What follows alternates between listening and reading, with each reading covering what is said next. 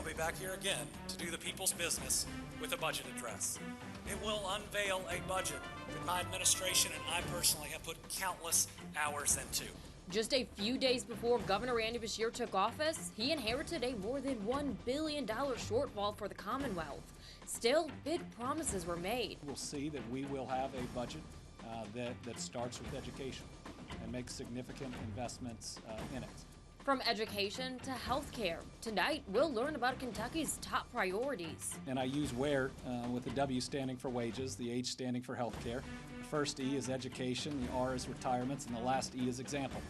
We are now minutes away from finding out how your tax dollars will be spent. It is one where I believe we have transformed a budget of pain into one of progress. That's right after your weather on the ones.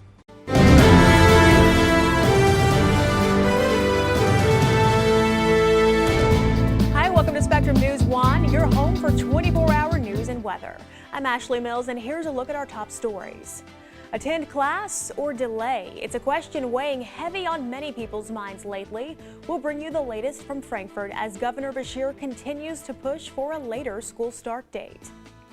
And Joe Biden and Kamala Harris took the stage together for the first time since announcing the two names on the ticket. We'll hear from both as they kick off their campaign. I'm Chief Meteorologist Wes Callison. We are stuck with the heat and humidity, and some of us will see a few storms as well. We'll talk timing and your weather on the ones starting right now.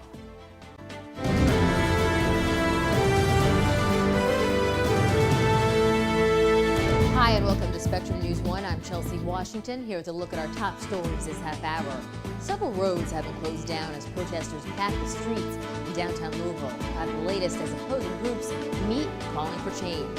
And masks are mandatory here in Kentucky. We'll hear from Dr. John Klein as he joins Mayor Greg Fisher to talk about the rise in virus cases. And the beginning of the weekend has been hot and sunny. Meteorologist Alan August joins us now to talk all about that hot heat. Yes, it's sticking around into Sunday, Chelsea, but I'm also tracking more showers and thunderstorms. When do they arrive? When do you need that umbrella? I'll let you know with your weather on the ones.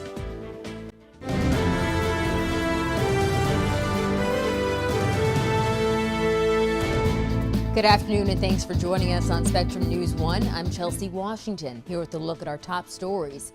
A busy day in Frankfort to kick off the new year. The 2021 Kentucky legislative session begins. What lawmakers are looking to address as the Commonwealth faces a number of issues stemming from the pandemic. All eyes are on Georgia as voters head to the polls there for the final day of voting in the state's two Senate runoff elections. Now the balance of power in the U.S. Senate is at stake. A report from the Peach State is straight ahead for you. Happy Tuesday, everyone. I'm meteorologist Deidre Tate. Clouds and precipitation from earlier this morning will be replaced by sunshine to the west, but we may hold on to clouds further east. We'll talk about the details coming up with your hour-by-hour forecast with your weather on the ones starting now. The NBA legend and former Los Angeles Lakers star Kobe Bryant is dead at the age of 41. ESPN confirmed that this afternoon he died in a helicopter crash, saying the helicopter went down Sunday morning outside of LA. Authorities say the crash happened in Calabasas, about 30 miles west of Los Angeles. The Los Angeles County Sheriff's Department says there are no survivors. Witnesses reported foggy weather and seeing the helicopter go down quickly, slamming into a hillside. We're working to learn more details about the crash and 4 other people who were in the helicopter.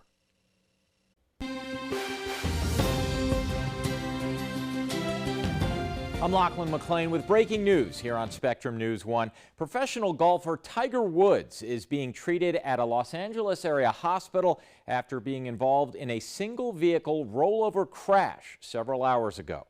The Los Angeles County Sheriff's Department issued a statement that Woods had to be pulled from the wreck by the jaws of life by LA County firefighters and paramedics.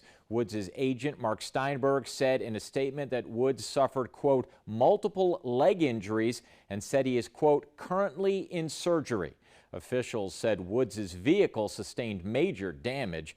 Woods has won 15 professional major championships during his 25-year career. On Sunday, Woods said he was hoping to play at Augusta National for this year's Masters tournament.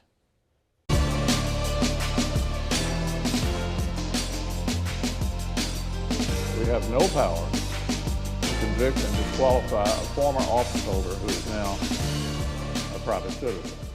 Not guilty, former President Donald Trump acquitted by the U.S. Senate in his second impeachment trial in a day filled with unexpected drama on the Senate floor. You're watching Spectrum News 1. I'm Michael Cadigan. 43 senators voted not guilty to the charge of incitement of insurrection connected to the January 6 attack on the U.S. Capitol, short of the 67 needed to convict the former president.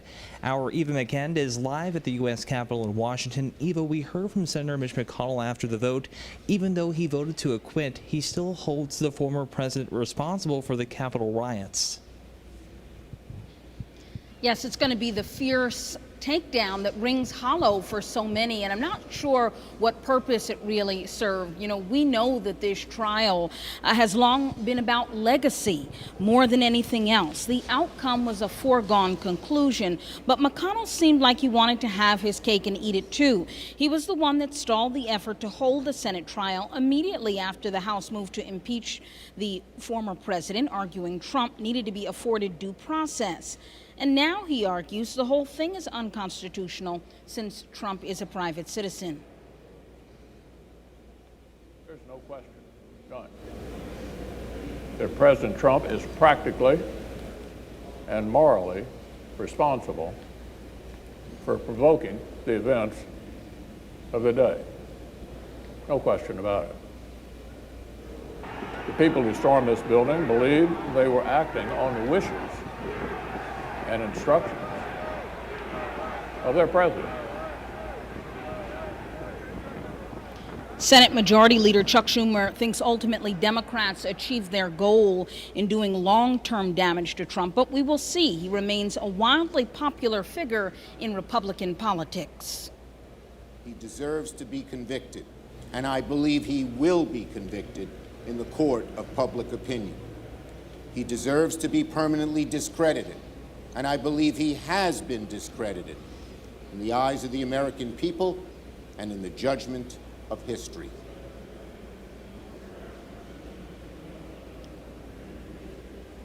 So this is very much a legacy question here. That's where this debate has shifted. And speaking of legacies, it'll be interesting to see if Senate Minority Leader Mitch McConnell can stay at the helm of the party. Even though he did not vote to convict Trump, that fierce sort of takedown, I would imagine Republicans not only in these halls, but across the country are going to be very, very upset with him. How is he going to manage to keep the party in order and stay at the helm in the weeks to come? That's what I'm watching. Eva, you mentioned legacy, and it's a question that a lot of people here in Kentucky are wondering what comes next for former President Donald Trump. It seems as though he is open to a whole lot of legal liability for what occurred. That was said actually not only by the House impeachment managers, but also the former president's defense attorneys. So we'll have to see. He could face some issues in Georgia, for instance, maybe in the Southern District of New York. We will have to see. But just because he was sort of exonerated in the Senate doesn't mean that he is not open to a whole number of legal issues across the country. Spectrum News 1 reporter Eva McKen from the U.S. Capitol. Eva, thank you again.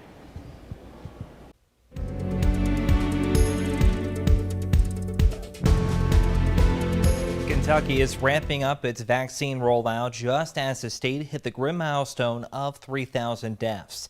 And it's clear progress is being made. Let's break that down for you. I'm excited to report that our vaccination efforts are increasing at a rapid pace, and that has allowed us to not only do the planning, but to start some of these vaccinations. On January 7th, the state had administered just 77,000 vaccines, roughly 40% of the state's supply. That put Kentucky behind neighboring states like Ohio and Indiana. But since January 7th, you can see the progress with more than 100,000 doses administered in that time frame. Now 159,000 Kentuckians have been vaccinated through the state's program, with 70% of the state's allotment administered. Kentucky's largest city is getting ready to expand vaccination eligibility. Right now, Louisville is currently vaccinating those in Phase 1A. That includes around 40,000 healthcare workers and medical first responders. But next week, the city plans to allow more essential workers to get their first shots. We have vaccinated across the city more than 30,000 people, which is wonderful, but it's also less than 5% of our metro population. So we're a long way away from herd immunity. The next step in that process is this Tier 1B, which as a community we're transitioning into this coming week. The next group includes those in Phase 1B. Those include non-medical first responders such as police and fire correction officers, K-12 educators who are inside a public or private school, and lastly, those 70 years old and older. For more information on vaccine priority groups or to book an appointment at a drive-through vaccine site, visit SpectrumNews1.com or get our latest news from our free app. Surging case numbers across the country, including here in the Commonwealth. Here's the latest as the state battles the virus.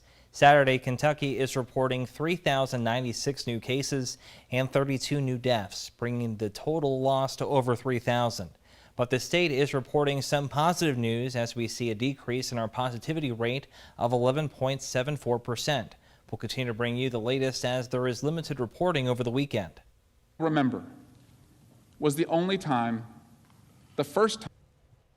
I'm Lachlan McLean here on Spectrum News 1. We will continue our coverage of the impeachment trial of former President Donald Trump, but we want to stay on top of the developing weather situation across the state of Kentucky. We've already seen some severe weather. Much worse is anticipated tonight and into tomorrow. In fact, Governor Beshear has scheduled an impromptu press conference to address the state's efforts to deal with this severe weather. As soon as the governor begins talking, we will take you to his remarks live. In the meantime, we want to catch up with our chief meteorologist, Wes Callison, who is tracking the systems throughout the state. Wes, looking for some scary stuff ahead. I think so, yeah, and the worst of it's still to come. We've seen some slick spots already. We're starting to see the system move in and get going across the western half of the state once again, and it will continue to ramp up into the evening hours. Areas in south central Kentucky, you're part of the ice storm warning, but you are only seeing rain right now, and that will likely be the case for the next several hours. That's where we're seeing temperatures above freezing. London, 41, Bowling Green, 40.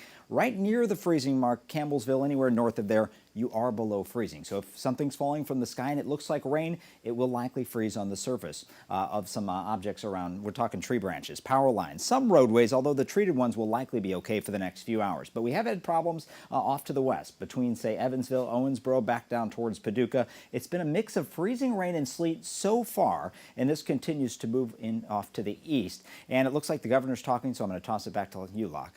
All right, Wes, again, we will continue to get your updates top and bottom of every hour, but Governor Beshear has begun speaking. We'll take you live now to his remarks from Frankfort. To provide you an update on the ongoing winter storm and what we expect after talking to the National Weather Service this afternoon. We already know that this storm has impacted many Kentuckians.